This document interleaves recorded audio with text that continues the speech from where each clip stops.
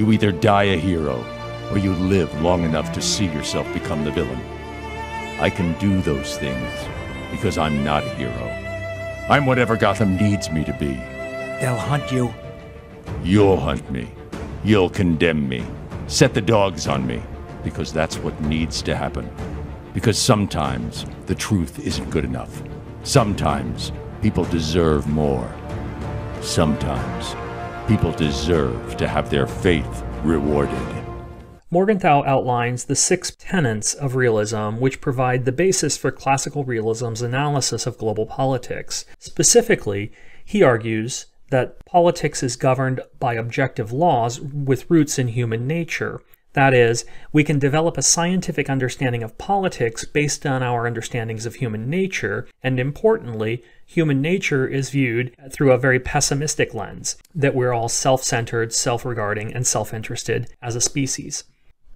2. That the national interest of the state is defined in terms of power. States will always try to secure their goals, which can be understood in terms of power. In Morgenthau's view, this helps us avoid fallacious concerns with motives, morality, or ideological preferences.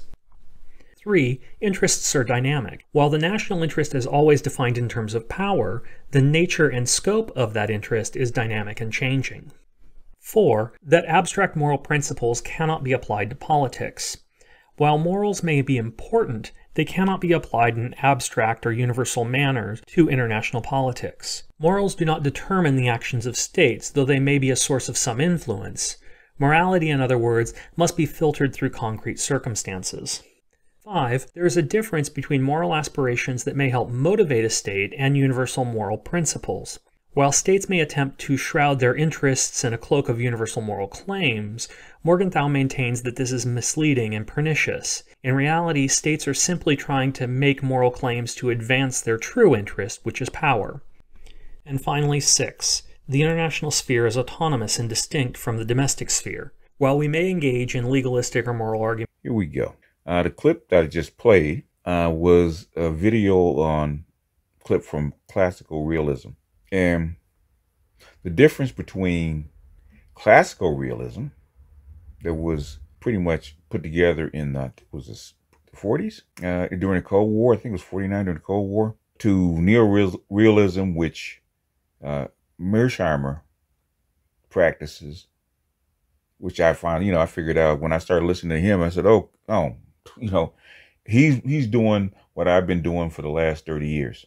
As far as international relations.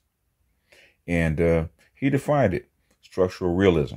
So the only difference between structural realism and classical realism, neo-realism, is that structural realism, number one, puts the extra layer on top and makes the state at the center and make the state the object versus the people and the actors and the politics inside of the state.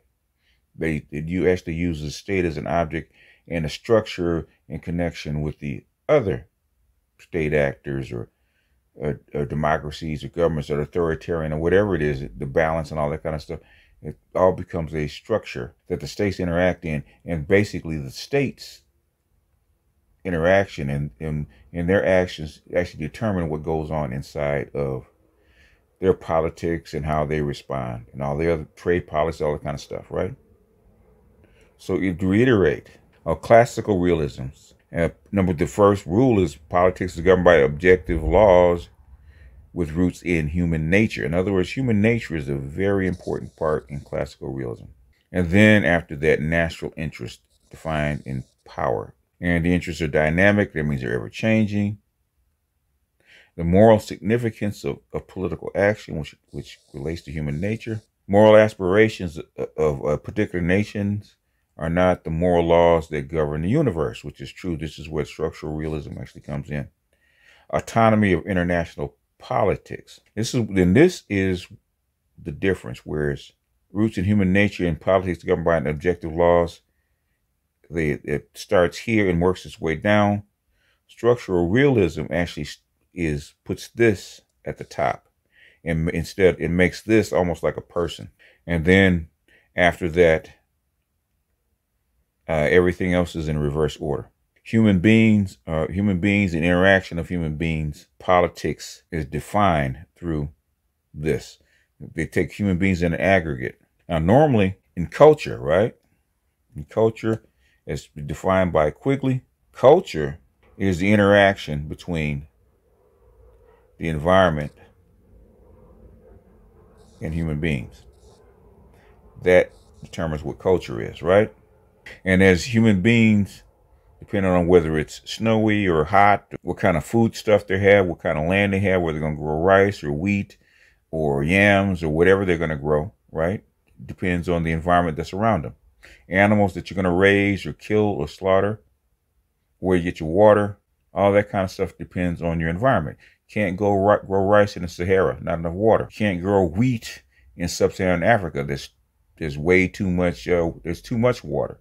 Wheat is a very, very critical grass, and it depends on the balance of water and heat. You got to have enough water to grow it, but you can't have too much water where it'll rot. It can't be too hot where the wheat will burn, and it can't be too cold where it'll freeze. Very particular to its environment. That's why wheat grows better along the side of the banks of the Nile. It's not too hot where it will burn. It's definitely not cold where it will. So just like human beings and the environment come together and create what we call culture, if you take the same thing and substitute a state or a nation in the relations to human beings, the state will actually respond the same way a human being will. As the environment around the state changes, whether it's climate, whether it's land, whether it's social, like a new invention, state will respond to the environment that's around it and the laws that the state will actually enact, and the pressure will put on the people, organize the people, will also change according to the environment. And as the classical realists say, the first order of the state is survival of itself and its people. Just like a human being, its first order in creating culture is survival and replication. State is the same thing. The state, instead of replication, is more about power. Power to protect itself, power to survive, power to remain a separate entity without somebody coming and taking it over. So in a structural realist, we substitute the state for the human beings. And what the state does, for the state's sake, the state is nothing but the society, so don't get it twisted, where all these human beings come together and organize this as a superstructure. So as a structural realist, I look at not just the environment of the people, but the environment of the state as a whole, and what that nation or the group of people need to survive. And then if you know that, then you know what kind of laws it needs to have, what kind of culture it needs to develop, what kind of machines it needs to bring in, how many people it needs, whether some people will live or die, and some people will be rich or poor, according to the needs of according to the needs of the state. And this is where this comes in, right? Paternal custody. And this is the prehistory of the 1839 Custody of Infants Act, which we're going to go over sometime in the future. And even Caroline Norton, when she was actually petitioning for the custody of infants to the court of the chancery, she was actually saying that the state, under the doctrine of parens patriae, had the right to assign custody, had a right to overrule the paternal order that had existed for 3,000 years because of the needs of the state. And the thing is, to understand why the state would intervene like that, judicial intervention, you got to go back to this. Because the Industrial Revolution, where the machines came in, and because of slavery, cheap materials, they needed cheap labor. And the cheapest labor was always women and children. But who can have control of women and children? The state hadn't taken custody of women and children, or taken control of women and children. But to get cheap labor into the factories, they had to do what? They had to take them from the father. Now, first, the father willingly sent them in times where it was lean, or times where they didn't need as much labor inside the house. They would send them for 2 or 3 months, but that's not enough. It's not going to keep the factories humming. So they had to really take the rights away from the father, women and children, and give it to whom? You see working in the factory, women. Give it to women and children.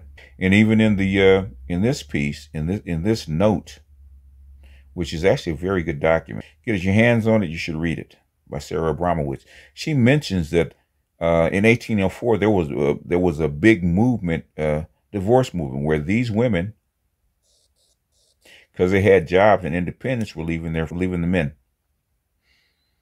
and they were fighting over their children. In fact, they mentioned in 1804 that's where the petitioning for the custody, mother's custody of the infants, actually really started. Separation of mother and child by the law, custody of infants considered. This is considered by Caroline Norton. So if you take a liberal approach, an individual human approach, you can't understand it because it makes no sense. Why did they overturn it? Why, after 3,000 years, within a span of less than 100 years, they overturned 3,000 years of doctrine, of Roman law, Roman and English and Catholic law? Because if you don't understand structural realism, you don't understand why the state would pass such a law, would overturn such a long-standing doctrine, then you won't understand anything. You won't understand the history. It'll seem like it's kind of random. And basically, what a lot of people try to do is moralize this particular function. They try to moralize these events, and it can't be moralized. The state actually came in and took over, took paternal rights from the father and assigned them to the mother. At times, people want to say that they were doing the moral right thing by giving women equality. And I say, bullshit. Needs of the state came first. The state did it. The environment changed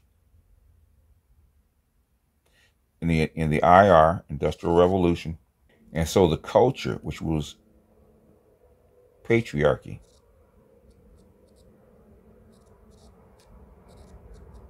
had to die. So if you really want to know what killed patriarchy, and even Hammer said it, he tried to say it. It wasn't capitalism, it was the Industrial Revolution that actually killed patriarchy, because guess what? They needed the children to go elsewhere.